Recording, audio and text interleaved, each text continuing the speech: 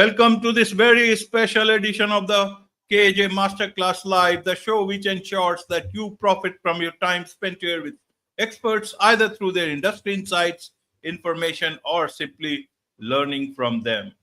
And today we have with us Prachuria Bhardwaj joining us live from the Netherlands. She is a capital equipment strategist, and we'll learn from her how to align deep technical R&D with ruthless business scalability across continents, how global politics influence right down to your material choice, and how to build a team that can execute from vision to manufacturing dominance. Welcome to the show, Prachuria. Thank you. Thank you very much, Ajay. Thanks for You're having welcome. me.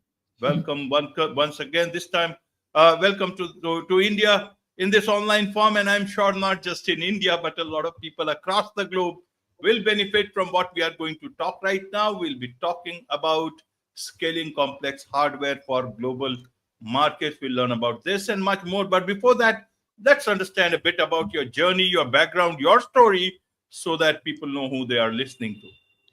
Yeah. Thanks, Ajay. So my story, I'm Prachuria. As Ajay mentioned, I'm a capital equipment strategist. You can call me a senior architect. You can call me a system architect. You can call me a mechanical system architect. You can also call me a fractional CTO. Depends on your needs, depends on your goals, depends on various different things out there. So what do? I help my clients or the companies I work for. I help them develop very complicated and very complex machines, which are also called capital equipment, meaning as the company progresses, as the company makes revenue, the assets of the company, the capital equipment itself, the product itself becomes an asset of the company and it increases its value. So for example, your company car, that is not going to increase the value, or your desks and chairs these are consumables in your company. They're assets, but they're consumables in your company and they will not increase their value over time. However, the product you develop, that will increase its value over time as your company, as your brand name progresses and as you make a mark in the world. So in short, I make very complex machines and I help my clients understand how to make them. I go all the way through details of physics of mechanical design or electrical design. And also I discuss high-level strategies and market placement, etc. So that's me. And my company is called Think, Build, Scale. Absolutely.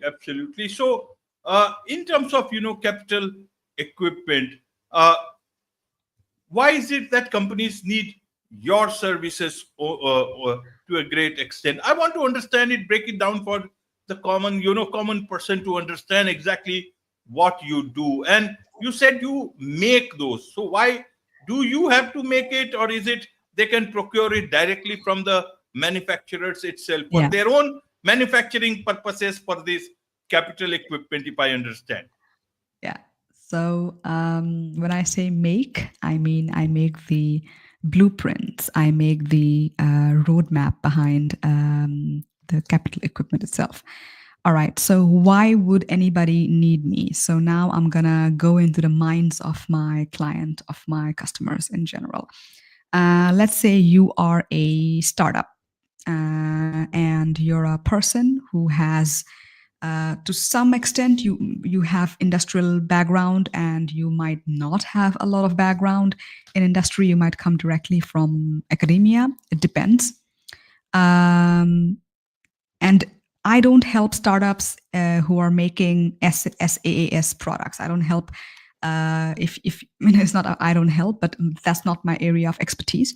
But if you have a equipment, if you have a device, like I said, it could be a medical device, it could be an agricultural automation device, it could be an automotive, it could be a component, it could be for semiconductor lithography machines or deposition machines, it could be a laboratory equipment, could be microscopes, surgical robots. So if you have these kind of equipment that are extremely complicated to make, but you have the idea, you have developed a prototype, you have accumulated some funds, things are looking good for you, but you need somebody who has deep industrial understanding on the manufacturability issues, the supplier alignment, supplier roadmaps that need to be made. So basically, everything that would make a startup go in the path of a corporate while you're developing your product in a way that it sells, in a way that it's manufacturable, and it's a sellable, it's a viable product. There are several. When you have a hardware startups are significantly different from software or app development or website startups. So I'm not talking about Zara or H&M, who are retail markets. I'm not talking about those kind of startups. I'm giving an example. Let's say we go and we make a medical device, a new pacemaker, right, Ajay? Let's say you make a new pacemaker. You have the understanding, you have some medical knowledge behind you, you might even have doctors behind you, but you would still need somebody to guide your board of directors, to guide guide you personally, to see what kind of suppliers to interact with, what kind of suppliers to go for. And why do you need those suppliers? Because you have several regulatory frameworks. So if you go ahead and start employing people for each and everything, you will truly not be able to sustain with with the funds that you have received as a startup. So a lot of the work has to be outsourced, and that's why you need suppliers. And when it comes to suppliers, the only thing that will help your company is deep knowledge about how that product works, and deep knowledge about where things can go wrong. So that's where my precision mechanics, my electromechanics, electrostatics background come into place, while I'm having good discussions with the supplier, and I'm helping you figure out the most cost effective and the most cycle time effective roadmap towards manufacturing. That's the manufacturing side, but I also help you with how to place the product in the market. So sometimes one of the startups I have coached was that they made a medical device, and it was a very, very good one. I'm not going to reveal too much about it. It was a good one. It was a nice one, but it still had many regulatory certifications to go through. So what I suggested them to do was first start with the cosmetics line, like go to the beauty industry. And that's how you launch your product as a beauty industry, because you will still need a good amount of regulations to maintain, but it is easier than starting directly in the your medical industry. So things like that, those are certain tweaks. One of my other clients was they are working in semiconductors.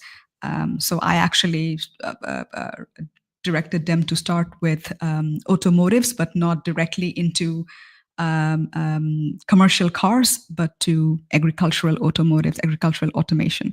So it depends. So you have to have deep understanding about the markets. You will have to have deep understanding about how the product works and the regulations and the overall strategy behind it.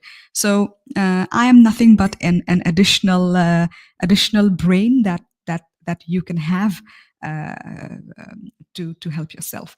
Yeah. So it's basically an additional outsider. Sometimes when you're too deep into the details, you're not able to see the picture. So bringing an outsider just helps.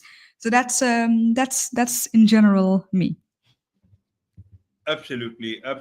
Lots of expertise there, Prachuria. So I want to understand for the audiences about your journey. Where and how did you acquire this expertise, and how did you end up being in the Netherlands and doing such great work across global markets? Help us understand that part of it. A lot of people want to do it. As you say, it's a dream for many, but very few achieve it. You have achieved it, but many people want this dream of theirs to certainly come true. Yeah, I to be very honest, when I look at my journey, yeah, of course I worked hard, sure, but everybody works hard, right? Everybody has dreams and everybody works hard. I think I was quite selective in my job choices, and I was very selective about what I want to do. I knew from a very young age that I wanted to be in corporate, and I wanted to make a mark in the world of corporate. Don't ask me how, don't ask me why, but even as a girl of 15, I just knew. So I am actually born in India. And at the age of 15, I was born in Guwahati, Assam, and I stayed there until 15. After that, I went to Vizag 2 years. Then I was in Jharkhand, and I was also working in Indian Oil at that point, actually in various sites of Indian Oil at that point. And I got an opportunity to go to South Korea, where I developed my own DNA sequencing machine equipment. And therefore, I got a chance to go to Norway. In Norway, I started working in Oxford Nanopore, and then later on in Siemens and Shell. And then finally, I was headhunted to come to Netherlands to work for ASML. And after that, things have been just that there was a lot of it's just a lot of network. Like, it's not that I went hunting around it, but when I put myself out there, yeah, people reached out to me, and things happen little by little, one by one, and that has been my journey. I think one of the biggest reasons why things aligned is, like I mentioned, selectiveness. So I never actually, in India, a lot of people, they go towards all these competitive exams to get into IAS, UPSC. You have different things. I was never swayed by them. I was never confused.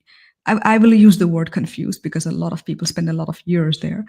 It never appealed to me. I mean, it was never a big thing for me. I was very selective. I knew that corporate was my goal.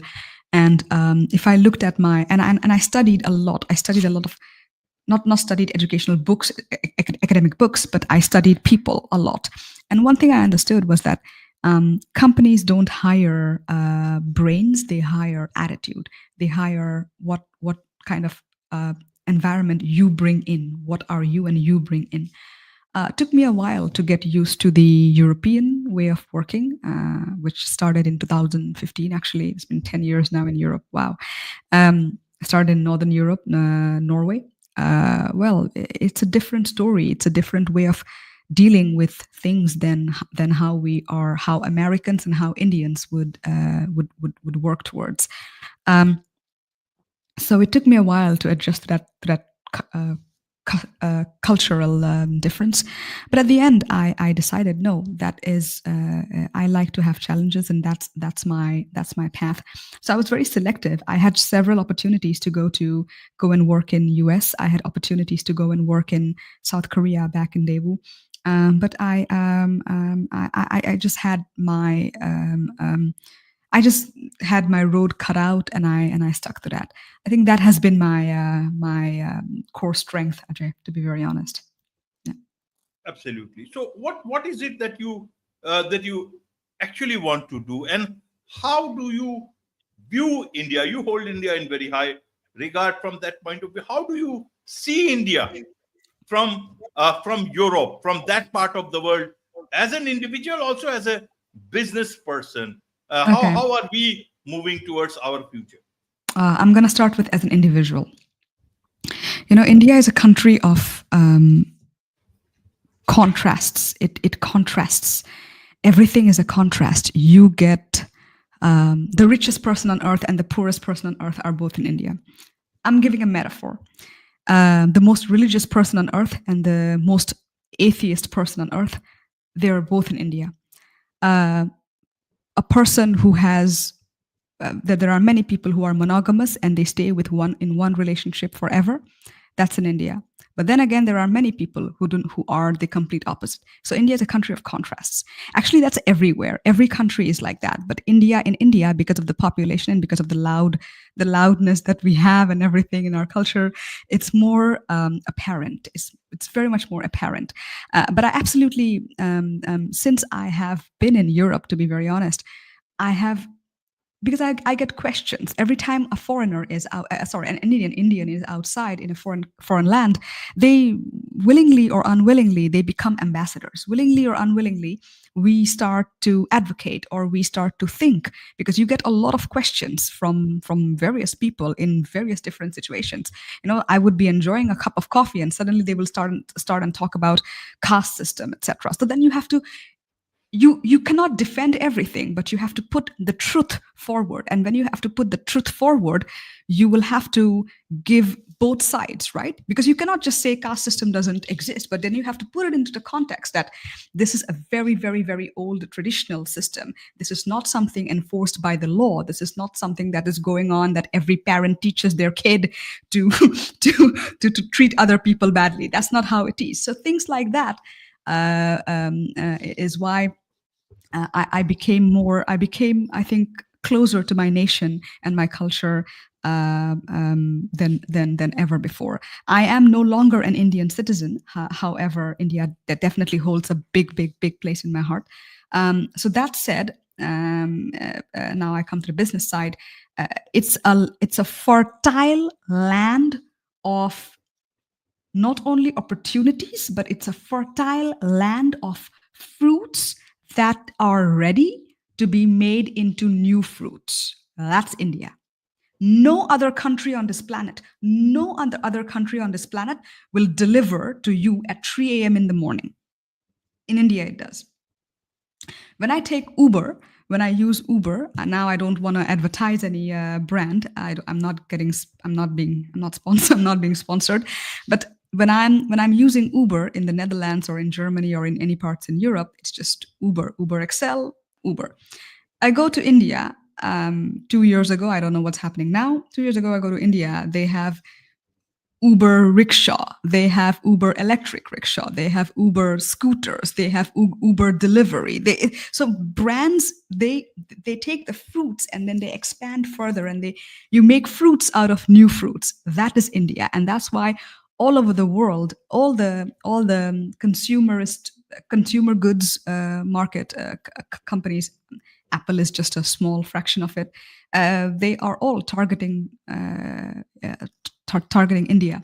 So with that, and that's also exactly what the government is trying to tell the people. That's also what the government is telling the people, that we are a consumerist economy and we are a great marketplace for the companies. That's also something that even and that's why Canada invited India recently to the G9, is it called? I forgot. 2 years ago, and there was a big debate that it is unprecedented. But the Canadian Prime Minister said that that's because we had India is a huge market for us, and we want to keep them by our side. So all of the political leaders are affiliated towards India, and they are looking towards India, and they want to have their companies go to India. So even with all these tariffs, etc., India will never cease to be a global market. As simple as that.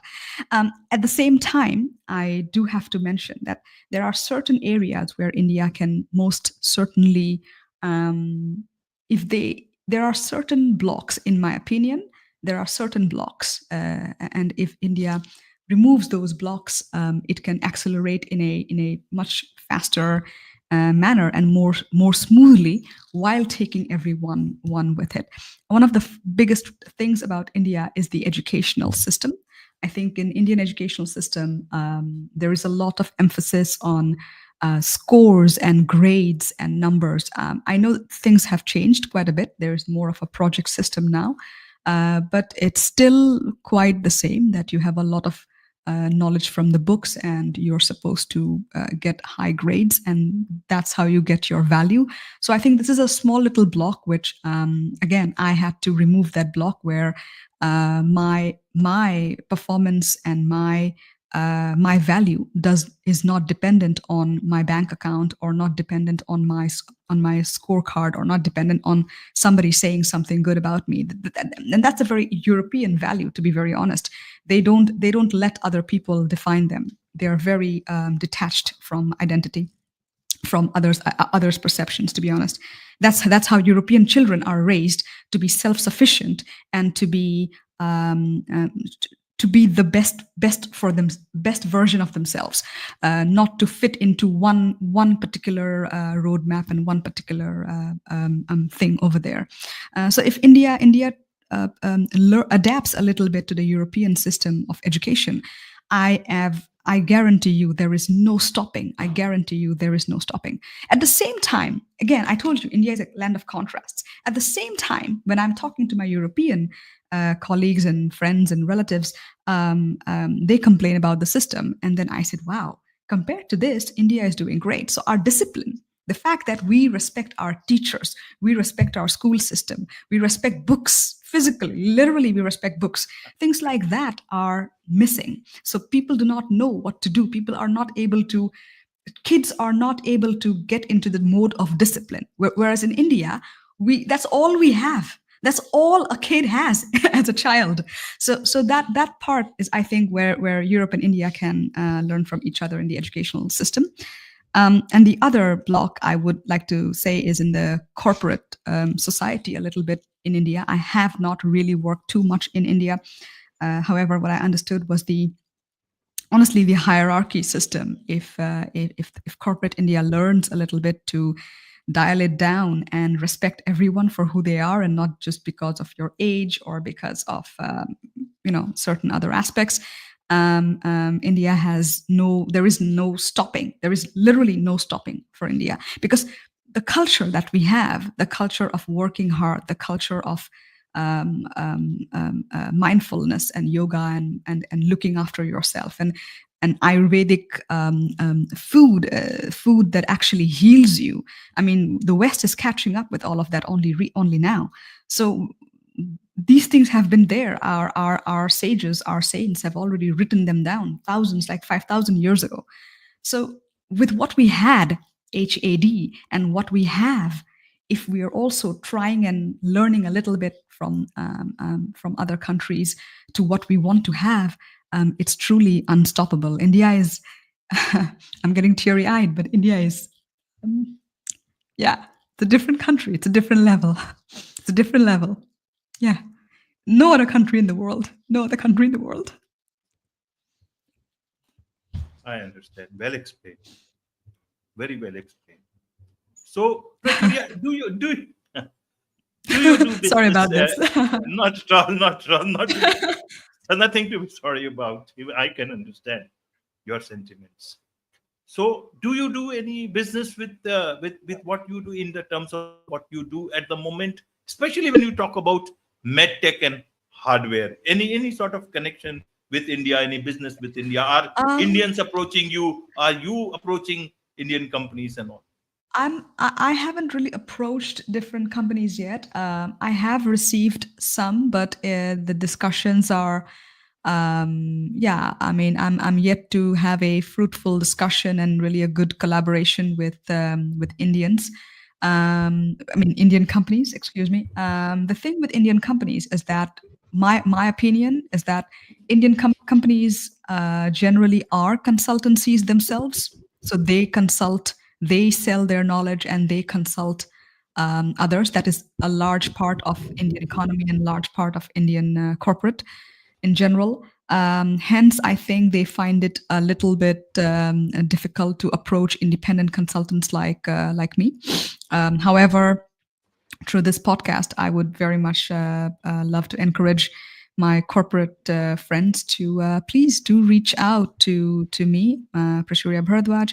My website is www.thinkbuildscale.eu. And I work with hardware. Please don't, like, if you have an app or a website, I have so much respect for you and so much love for you, but that's not my domain. I work with machines. And there I can absolutely help you a lot in various directions. Absolutely. And talking of hardware, where do you see in India, is India capable of moving forward in terms of hardware in itself, or all the hardware has to come from outside? How do you look at that part? I so strongly recommend not to import hardware from anywhere. Like I said, capital equipment, what is it? It becomes an asset. It increases in value as your brand increases. you know.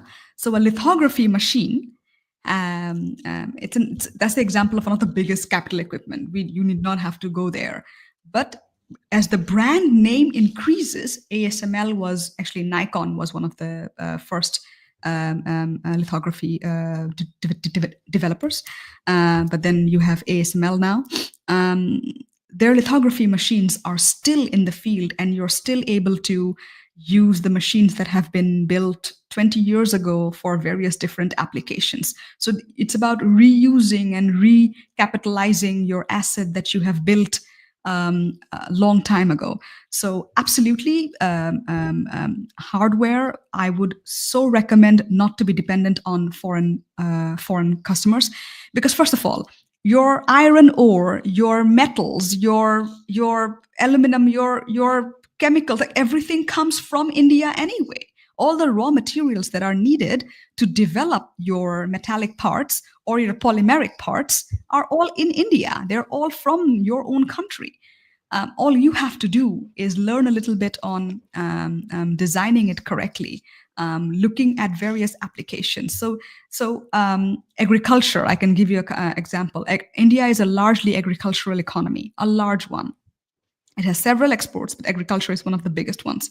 So if we solely focus on that industry, there is enormous potential of automizing the processes and therefore helping the people who are in the field working there. So why don't we begin with automizing the agricultural industry further and further, like really make it into an industry? I can give you an example.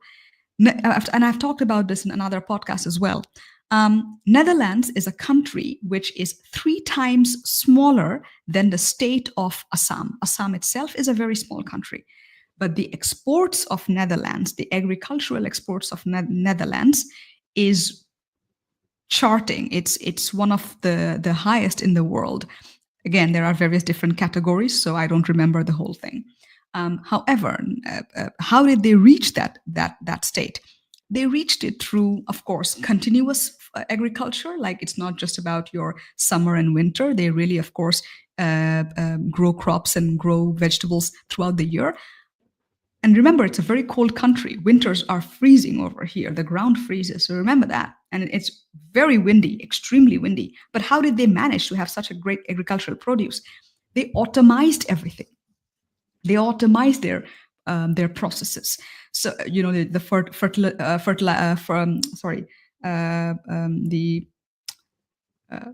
fertilization. What is it called, Ajay? What's the word? Fertilizer. Excuse me for that. Your spreading of fertilizer, your harvesting. It's not just about the tractors. There are many other ways you can. They even have in these chicken farms, they even have rolling machines to bring your chicks into the machine and take them somewhere. So they have things like that. I've recently seen cows. They built a machine where cows are drinking water right from the river, but the cows do not have to go into the river. They can just the water just comes in and from the river, and the cow can drink from it. So there are small things like that. That is one of the biggest. They automate all the processes in agriculture and horticulture, and of course animal husbandry. And when you do that, you're mixing traditional and modern, and you're really truly unstoppable in that regard. So machines, definitely India. I would really request Indian corporate as well as Indian students and startup owners to think about advancing towards developing machines and developing solutions, hardware solutions for your agriculture, horticulture, and animal husbandry disciplines, please. This is one of the big. The reason I'm talking about agriculture is because India is an agricultural economy, and we take pride in it. So then, why not go and automate processes there? Why not think further there? Of course, a lot of beautiful innovations are going on in agriculture as well. The other industry that India can absolutely flourish in is your travel. Indians are always about commuting, right? It's travel. So always think about our roads are of a special type, to be very honest. So think in that direction, how to make your cars smaller, lighter, how to make the engines lighter. How do you make sure that you have perhaps a one-person car while the engine is actually 2 times more efficient. And the other thing, which I will never forget, do you like one of the biggest natural resources that India has, the biggest in the world, which the Northern European countries cry for every day, is the sun. Solar power everything. Put solar panels everywhere. I'm telling you. Sorry if I sound too passionate about this, but the government really needs to start giving incentives towards people to have solar panels in their houses, in their roofs. Who knows, hang it in your tree, in your mango tree outside, doesn't matter. But solar panels are very, very efficient and very necessary and very useful in a country like India. So these are the three areas: your transport, your energy in general, and then your agriculture. I think these three areas, if India focuses, it will go very far. I have been following semiconductors and quantum computing in India. I do have hopes for it. I do not want to go too far because I haven't really done my research on to give a critical insight on it. But one of the things that I noticed was Tata Semiconductors is recently established. In my opinion, they can go further than what they are doing now. When I look at their website and I see their machines, etc., I'm happy. I'm very glad that they're working towards it. However, I think that lithography needs to be brought in India. And I believe that because that's not there in Tata Semiconductors, it's mostly packaging and assembly. And definitely look at chips, computing and chips programming. These two things are very essential. Lithography, make your own chips, deposit your own chips, deposition methods, deposit your own chips, and program your own chips. These three things are very, very important because chips are the new oil. Chips are the new oil, as simple as that. And I'm glad that India is working towards it. However, there are some not gaps, I would say, but I think this is a great time when a lot of us, we can sit down and we can influence our decision makers, and we can say, oh, I learned this from this country, I learned that from that country. So whatever I have learned so far, I'm simply informing my countrymen that I think we do need to make our own chips, and we do need to circle it within the country, and definitely go for automation in agricultural, horticulture, animal husbandry. These three fields are so important, because they'll never end. You will never need to not eat food. You will never need to not have animals around you. So. Absolutely. So, in terms of your ideal clients, where are they, and in what sector? How so that you can reach out to them. We know where you find them, and how they can also reach out to you. My ideal client could be in the automotive industry. It could also be in the semiconductor industry. It could be in the medical equipment industry. It could be in the veterinary equipment industry. Any sort of automation where you use hardware to automate a process. I think that's where my clients are. I have also worked recently with space vendors of space, so they're working in space tech. And that's a very niche field, but it's still there. So space, once again, is a very complicated industry because the laws of physics that apply to Earth do not really apply to space. So your material properties, your vacuum compatibility, your organic compounds compatibility, all these things you need to test it again, and you need to look at all the regulations, all the ISO, ASTM standard, all these things, all the normal steel that you use, they don't apply anymore. It's a whole different field. So that's that world is a very niche and complicated world. So that's a very small section of my client base lies there.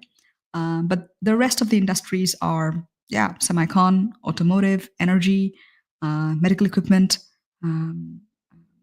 veterinary, anywhere where there is hardware.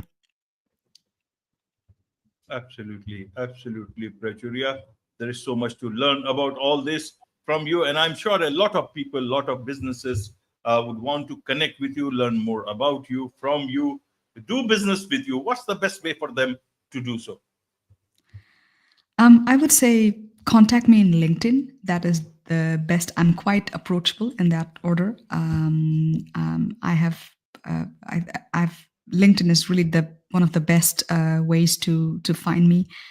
You can definitely look at my website www.thinkbuildscale.eu, E for Europe, U for umbrella.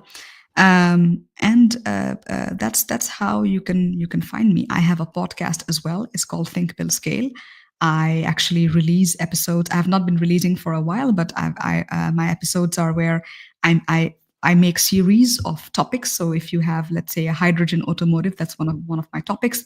In the first episode, I tell the audience, how do you conceptualize a hydrogen automotive? What are the different cost indications, market indications, and everything you have to consider?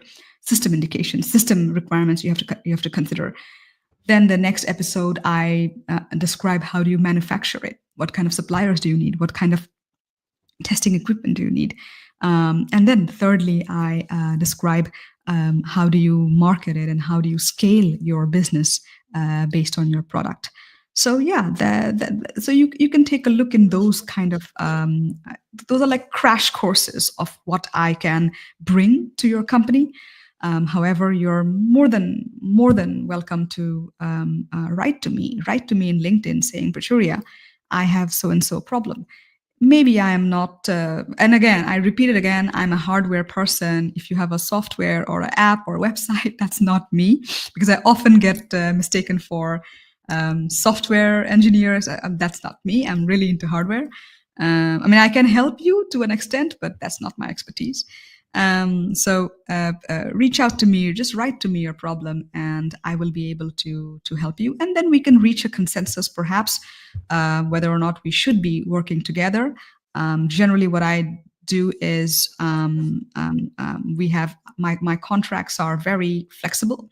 I can either work hourly basis if you want to just try it out and see what it is like to work with me, or I work based on outcome, based on a project basis, that I give you the full report, I give you the full audit, I give you the full roadmap and everything, and then I say goodbye to you and your team, and I'm also reachable later on. So it all depends on what you want. I'm very flexible, and always there.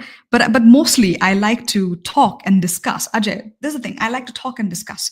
So anybody who wants to discuss about their startup, one of the biggest things people startup leaders, what they worry about is, oh, somebody's gonna take my idea. I have to save it. I have to protect it. It's not gonna happen. Don't worry about it, because I have enough of things of my own. We all have it. Independent consultants like us, we have enough of work to do already. We are not after other people's ideas, right? So always come forward with an open mind, discuss, and then see if there's a match and we can work together. I like it that way, rather than simply saying, Prachuria, I need you for this role. So yeah. Absolutely, absolutely. With this, it's a wrap on this very special edition of the KAJ Masterclass Live. Thank you so much indeed for joining us. Absolutely. Thank you.